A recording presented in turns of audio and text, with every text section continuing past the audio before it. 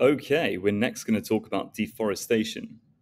Now, this is, I mean, certain forests around the world are losing enormous swathes, like hectares of forest land every year at an astonishing rate. I mean, the Amazon rainforest alone in Brazil, it's terrifying when you look at the before and after images. Like if you like look on Google at like Amazon rainforest in 2000 compared to now, for example, there'll be a massive difference.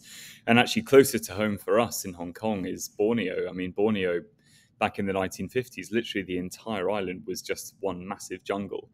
And what's scary now is you look at images of it, and it's actually nowhere near that. I mean, I don't know what percentage of it's been cleared, but it must be pushing like 50% of it's been cleared and is now it's been deforested.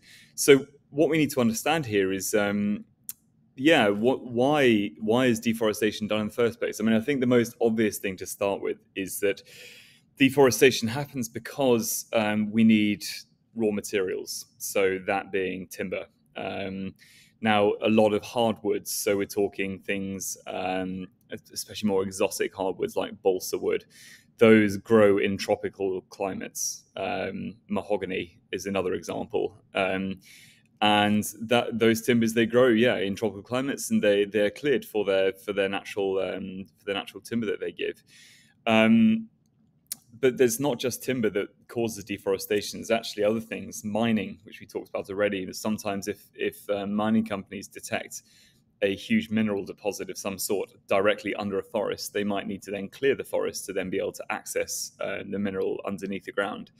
Same with oil as well. And it's terrible. I mean, probably one of the biggest causes of deforestation actually is an edible oil that you find in so many food products. I mean, next time you buy something from 7-Eleven or from the supermarket, just have a look on the ingredients on the back, and if it contains palm oil, then that is probably one of the biggest contributors to deforestation. Palm oil is essentially palm trees, but just like grown in neat arrays. I mean, if we have a look now at, let's have a look at Borneo. I'll just get an image of it. Palm oil plantation. It's quite scary, really. The huge swathes of land that they've cleared. I'll put this onto our slide because I think it's quite good for you guys to see this. It's like a really stark comparison compared to what Borneo is meant to be like. Borneo is meant to be like wild jungle. If I just put that onto the slide here, you can see that there. It's meant to be like, wild, steamy jungle like this, full of like natural wildlife. Like, I mean, obviously Borneo is known for orangutans, but many, it's a massive biodiversity there. Now, when all that's cut, when all the jungle is cut down, all that biodiversity goes. Like, I mean, palms are not native; they're not a native habitat for them. So a lot of the animals die out, and this is what contributes to a lot of animal populations going extinct.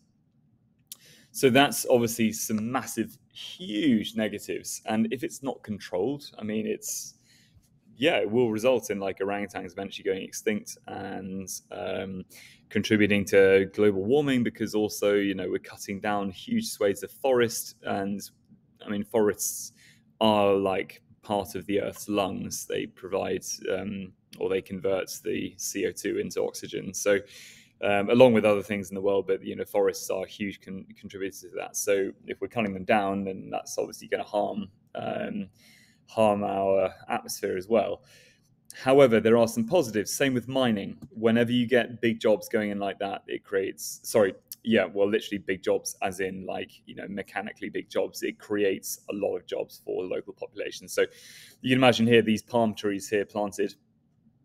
That will involve a lot of continuous jobs for people, because the palm trees have to be managed, they have to be looked after, and obviously the oil has to be farmed. So they'll need to employ a huge amount of people to go around and actually farm the oil from these trees and manage them and get rid of pests and all that kind of thing. So that creates jobs. So it's not as simple as going in and saying like, right, we're we're going to cut down all these palm oil plantations, we're going to replant the indigenous trees, and we're going to try and regrow the forest. Because local communities would kick off. They would say, well, hang on, that's going to put us all out of jobs. Like suddenly we're going to lose thousands of jobs here. And then you get the problem with local communities suddenly declining as a result of that. So it's a massive contentious issue, deforestation, and same with mining.